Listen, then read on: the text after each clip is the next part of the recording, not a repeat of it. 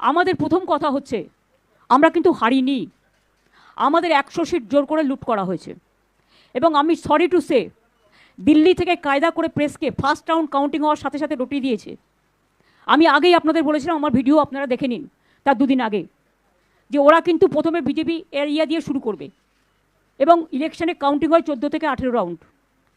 প্রথম 2-3টে রাউন্ড ওরা কিন্তু কাউন্টিং করবে প্ল্যান করে বিজেপি ওখান থেকে, যাতে ছেলেপেলেদের মরাল ভেঙে যায় আর বিজেপি গুন্ডামি করতে সাহস পায়।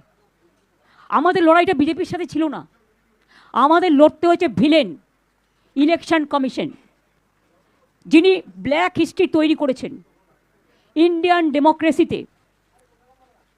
Sad to say, CEC became the villain of this election to loot the democratic rights of the people and to loot the EVM machine. Can you tell me that after voting EVM machine, 80 to 95% is the charge? How it is possible? DJ বাংলায় এখন human rights কোথায়? Schedule tribe commission কোথায়? Women commission কোথায়? Children commission কোথায়? কোথায়? ঘুমোচ্ছে কুম্ভকর্ণের মতো নাক ডেকে? লজ্জা থাকা উচিত, নির্লজ্জ বেহায়া।